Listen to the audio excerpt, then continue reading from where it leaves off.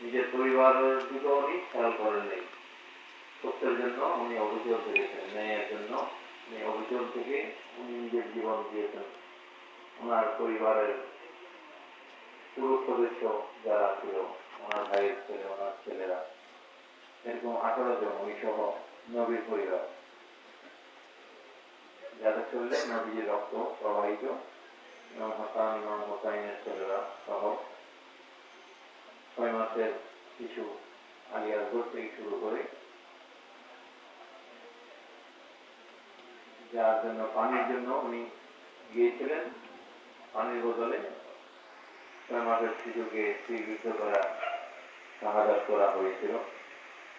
6, 8, 12, 16 বছরের যুবকরা নবীর পরিবারের, তারা কেউ এই 22,000 সৈন্যের সামনে কেউ আত্মসমর্পণ করেনি। সবাই তিনি মজলুম ছিলেন। জালিমদের সামনে তারা অবিচল থেকেছেন, সত্য ন্যায়ের পক্ষে লড়াই করে, কিন্তু তারা শাহাদাত বরণ করেছে। ইমাম হুসাইন আলাইহিস সালাম সহ এই কারবালার ময়দানে শুধু একজন পুরুষ সদস্য বেঁচে ছিলেন নবীর পরিবারের, আরেকজন বেঁচে ছিলেন, উনি মদিনাতে ছিলেন। যখন ইমাম হুসাইন আলাইহিস সালাম যখন এই জালিমদের অত্যাচারে টিকতে না করে মদিনা থেকে উনি মক্কায় চলে আসেন, সেখানে ওনার বড় ভাইয়ের ছেলে ইমাম হাসান আলাইহিস সালামের ছেলে ইমাম হাসান মুসান্না রাদিয়াল্লাহু আনহুকে মদিনাতে ওনার নানা জানের রওজা পাক, মসজিদে নববীর দায়িত্ব দিয়ে সেটা দেখাশোনার দায়িত্ব অর্পণ করে উনি রক্তপাত এড়ানোর জন্য উনি মক্কায় চলে আসেন। ওনার খেয়াল ছিল ওনার নানা জানের যে জিম্মাদারি ওনার উপর অর্পণ হয়েছে।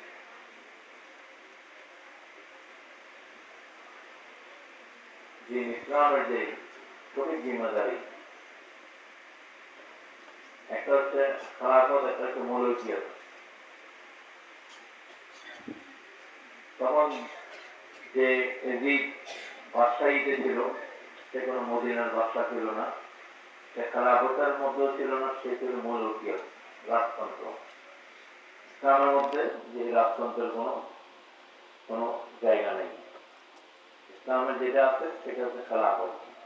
ওই খেলাফত 30 বছরের মধ্যেই শেষ হয়ে গিয়েছে। আল্লাহ রাসূল সাল্লাল্লাহু আলাইহি ওয়াসাল্লাম উনি ওনার সাহাবীদের বলে গিয়েছিলেন, এই খেলাফত যেটা আমি প্রতিষ্ঠিত করে গিয়েছি মদিনাতে, এটা 30 বছর পর্যন্ত টিকবে। 30 বছর পরে এই খেলাফত আর থাকবে না। দেখা গেল মাওলানা আলী শেরাফুদ্দাকে যখন শহীদ করা হলো, এই 30 বছর থেকে 6 মাস তখন বাকি ছিল।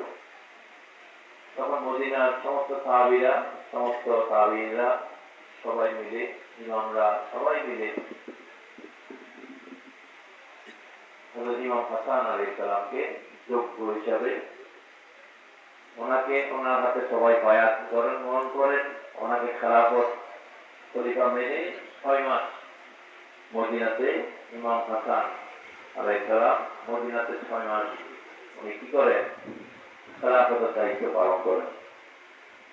আল্লাহ রাসূল যখন কালাম করেছে, এই খেলাফত 30 বছর পর্যন্ত চলবে। ঠিক 30 বছর যেদিন পূর্ণ হবে, এর কয়েকদিন আগে থেকেই ওই সময় এই সমস্ত দুষ্কৃতিকারীরা ওনার খেলাফতের সময়কালকে বিশৃঙ্খলা হিসেবে প্রতিষ্ঠিত করার জন্য আগুন লাগানো, মানুষ হত্যা, রাহাজানি, লুট, যে কাজগুলা করলে দেশের মধ্যে বিশৃঙ্খলা সৃষ্টি হয়, সেই কাজগুলা করে মদিনাতে, মক্কায় অসংখ্য মানুষকে হত্যা করেছে তারা। এরাই কিন্তু ইমাম হুসাইনকে শাহাদাত বলেন, যত আহলে বাইতের, এমনকি হযরত ফারুক আর মোহাম্মদ ফারুক রাদিয়াল্লাহু আনহুকে শাহাদাত করার পিছনে, ওসমান বিন নুরাইন রাদিয়াল্লাহু আনহুকে শাহাদাত করার পিছনে, হযরত মাওলা আলী শেরাফতাকে শাহাদাত করার পিছনে এরাই ষড়যন্ত্রকারী হিসাবে ছিল নেপথ্যে। তারা প্রকাশ্যে এইভাবে আসেনি, যেটা আমরা দেখেছি তারপর আর জমিনে তারা প্রকাশ্যে ইমাম হাসানকে বিশেষভাবে শহীদ করা হলো। উনি যখন এই বিশৃঙ্খলা করছে, উনি তখন ওনাকে অফার করা হলো যে আমাদেরকে আপনার ক্ষমতাটা হস্তান্তর করেন, আমরা দেশ ঠান্ডা করে আপনাকে আবার সেটা ফিরিয়ে দেব। সেই শর্ত উনি সেটা মেনে নিয়েছিলেন এবং এইভাবে বলা হচ্ছে আপনি যদি বেঁচে না পেন আপনার ভাই ইমাম হুসাইনকে এই ক্ষমতাটা আমরা হস্তান্তর করে দেব। এই সরল বিশ্বাস উনি এটা করেছে, কিন্তু পরবর্তী দেখা গিয়েছে ওনাকে বিশ্বভাবে শহীদ করা হলো, যেটা ইতিহাসের মধ্যে শাহাদাতের জরুরি, শাহাদাতের সিররি, একটা হচ্ছে গুপ্ত শাহাদাত, একটা হচ্ছে প্রকাশ্য শাহাদাত।